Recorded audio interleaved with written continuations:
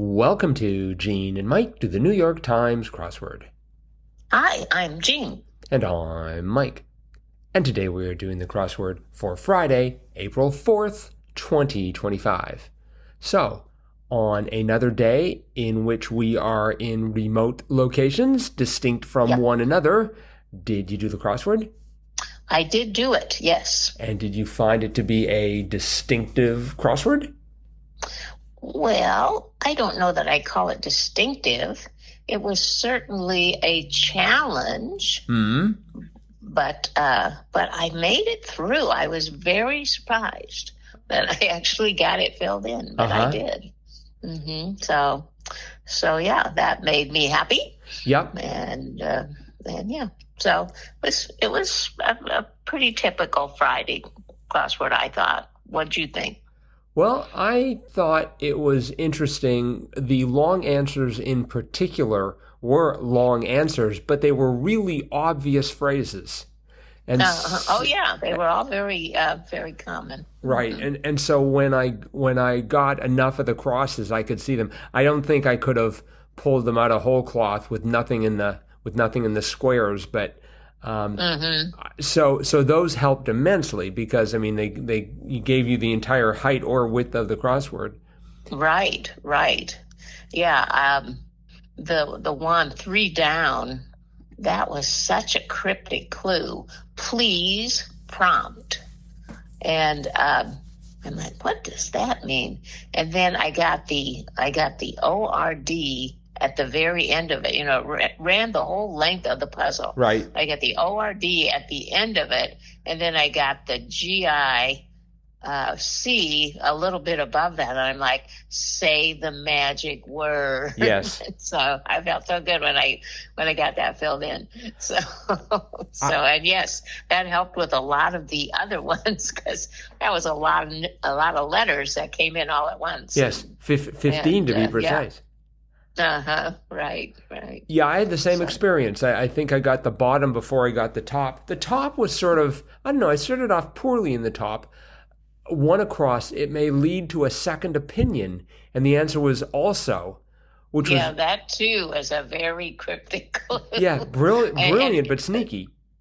And of course, it just conjured up the idea of something medical, second opinion. Right. And... just the word also. And then one down, doesn't wonder say, well, I wanted that to be nose for so, Yes. It's just like, you don't wonder, but it's, you don't wonder, you ask. And so the answer was asks in this case. Right. And then 17 across, one getting in online debates colloquially was keyboard warrior. Right. I got the warrior a long time before I got the keyboard. Oh. I think because I had the A of 5 down, training blank, which was training bra. Although I didn't know what to do with the letter to the right of it. 6 down, Roman guardian spirit, lar. Yes. Have you ever heard of a lar? Nope. Well, lar is not a debut. It has appeared 243 times. Oh my goodness. But I'm sure not clued as Roman guardian spirit. Well, all of those times. It was in 2015. It was a Roman household god in 2009.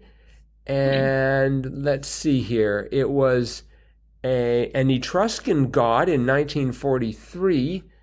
And it started off life in the New York Times crossword as a Malay gibbon in 1942. Also, at one time, it was the capital of Laristan province in Iran. Wow. That was in 1944 when people knew their geography. We also had household god, all sorts of interesting clues here. Yeah. So, lar. Lar. May the lar look after you. Almost sounds like Lord. But we had 8 down. The pinched pasta shape was a bow tie. That's right. That took me a bit. Oh, It's just like, okay, let's see. What do I know? Manicotti, that's it. At the time of night that I was solving it, that was the only crossword. That was the only pasta I could think of. And it wasn't pinched. Nope. It was in my mind. We had 5 across the shapeshifters, and then we had 10 across shapeless stuff. So for shapeless stuff, I went for blob. And then 5 down through the crosses, I realized that was going to be blobs. Mm-hmm. So I had to say goodbye to the second blob, and that turned into mush. I mean, not physically, but lexically, I guess. Right. Mm-hmm. I bet you got 10 down. Step before bake in certain recipes, marinate. I bet you got that right away. No, I didn't get that right away. Really? Because I was thinking baking, like bread or cake or something, but this was, like marinating some meat or vegetables or something before you put them in the oven to bake. Right. So, no, that did not come to mind right away. But I figured it out. Yep, that meant you were 11 down, which was thinking hard informally, using the old bean. That is correct. I love that answer. Using the old bean. I could say that all day. Yep, that's a great phrase. Mm-hmm. 44 down was also terrific. Every bad situation is a blues blank waiting to happen. Amy Winehouse, and that was blues song waiting to happen. Right. Yeah, that was a good quote. And then sort of somewhat echoing that 52 across, blue blooded was noble. Yes. We had, let's see, I had a problem with 29 across, Duke Ellington's blank doll, and I had enough letters that I thought it was going to be Latin doll.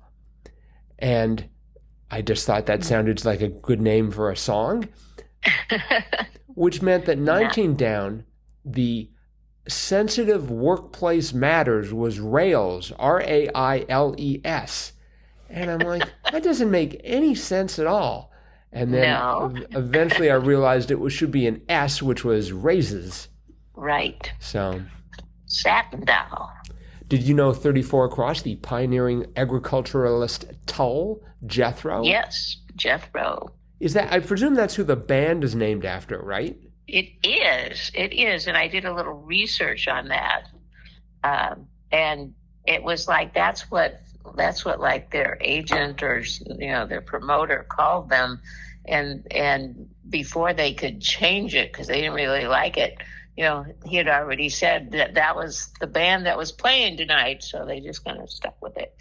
Why was it? And it was honoring that Jethro Tull? Apparently, or he just kind of pulled that out of the blue. What a strange agent. Uh-huh. I hope they charged less than 10%.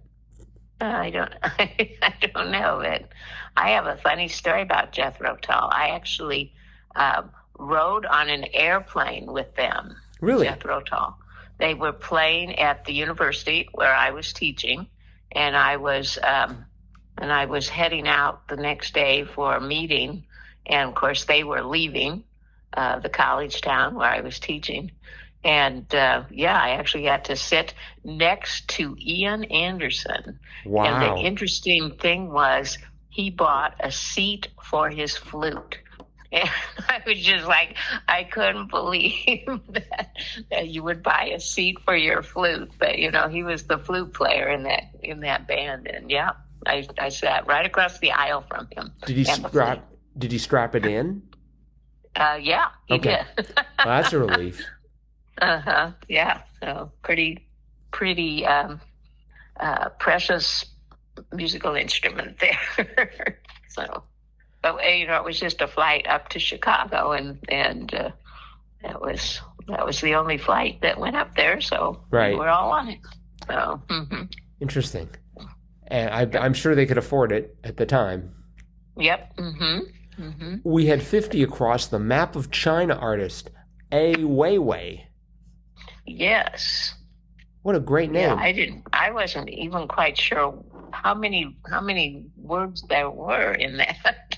So I think it was 3 words, A Weiwei, or Well, I thought maybe it's way. I'm not even So, sure if it's a way. I'm not sure if that's the pronunciation, although I feel that the spelling is rock solid. uh-huh. Hmm. We had 47 down, Life on the Mississippi Memoirist, and that was Twain. Mark Twain, yes, I did know that one. That wasn't too bad. And then 43 across, the Clintons' White House cat, so named because of its white feet, Socks. That's right. Did you remember that? I remembered that, yes. Yeah, I was that was kind of unusual. I mean, most presidents seemed like they had a dog, but the Clintons had a cat. I just thought that was so. Yeah, that was a little more memorable. Right.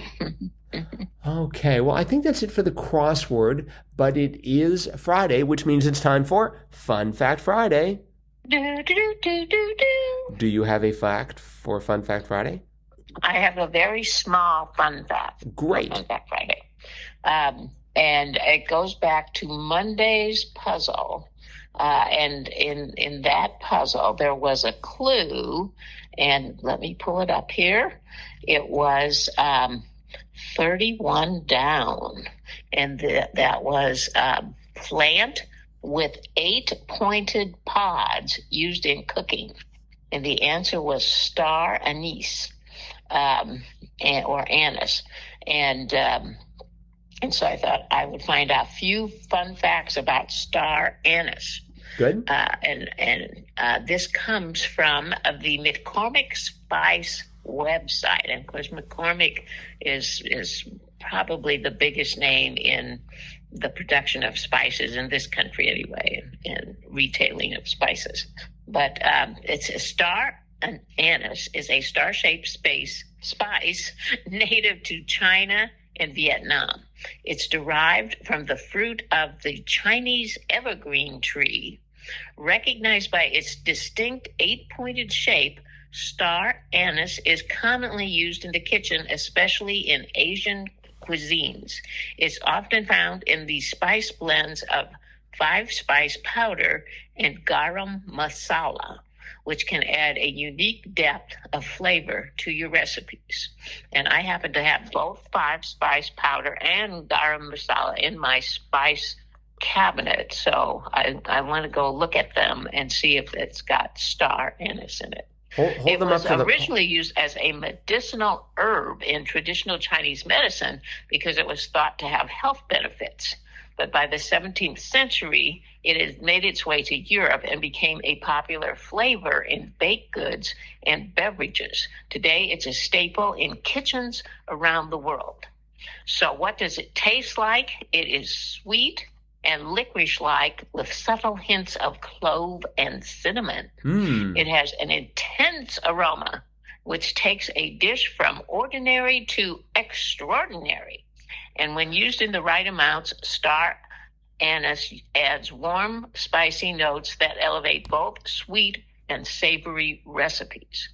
So it's used in all kinds of different foods. But there are 2 different anises. There's star anise, and then there's anise seed. And most recipes call for anise seed. Star anise is used. Sometimes it's just thrown in the pot as the star, like a cinnamon stick, and it just emanates its flavoring, and then of course it's taken out because you wouldn't want to eat one of those raw. But anyway, the Chinese cook with it quite frequently, putting the whole pod into broth, stews, and sauces. It's also used to make tea, and so anyway, I thought that was very interesting. But I thought, well, if it's got such a great flavor, it'd be nice if you could use it in baking. So then I went to our local spice producer, Penzeys, right? And they sell 5 different kinds of anise. They sell the star whole, so you can use it like in stews and stuff. Although it says often used in crafting, which I thought was kind of interesting. But then they also sell it as powdered, so you could put it into breads or cakes or cookies or whatever.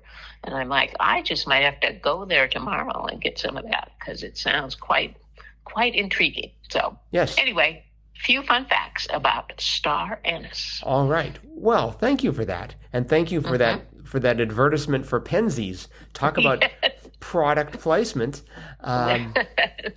We should mention that, one of the things we always put in the Wisconsin swag for our Triplet Tuesday winners or our Jam Cotton winners is a gift box of spices from Penzies, and they're all good. And this time you'll have to throw in some anise. Yes, next time. All right. Well, next time will be next time, because that's it for today. So okay. Thanks everyone for listening. And we will be back again with our cutting edge analysis of tomorrow's crossword tomorrow. Bye-bye.